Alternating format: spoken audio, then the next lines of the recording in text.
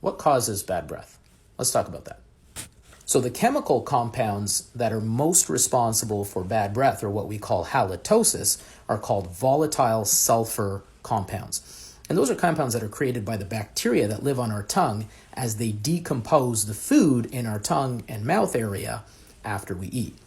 Now, if you have a dry mouth, that actually increases your chances of having bad breath because, as it turns out, the saliva in our mouth prevents the bacteria, particularly the anaerobic bacteria, as we call them, from producing those compounds and breaking down the food. And often people who drink a lot of alcohol will have a dry mouth. So if you do drink a lot of alcohol, that might be one of the reasons that you have bad breath.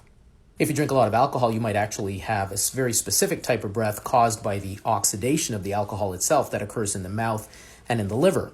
Another one is smoking. People who smoke, studies have shown, have different types of bacteria in their mouth that tend to produce more of those compounds. And finally, if you have poor dentition, if you have gum disease, poor dentition, not brushing your teeth, not doing your flossing, you will have more food in there and therefore an opportunity for those bacteria to make more of those compounds.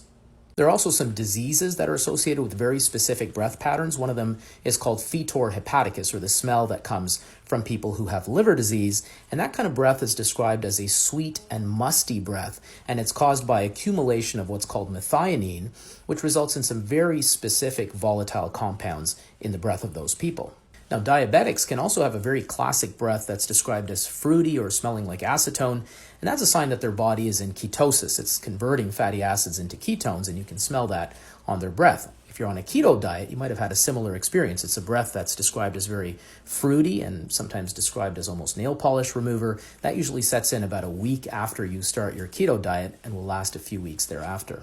And what can you do if you have bad breath? Well, the key is to stay hydrated, keep that saliva going. Obviously, maintain your oral hygiene with flossing and brushing your teeth. If you have a medical condition that is one of the causes of bad breath, then it's a matter of getting that condition treated. Otherwise, in studies, it's been shown that tongue brushing, actually with your toothbrush or a tongue brush or a tongue scraper, can actually improve bad breath. And in some studies, mouthwash can also help. So give it a try.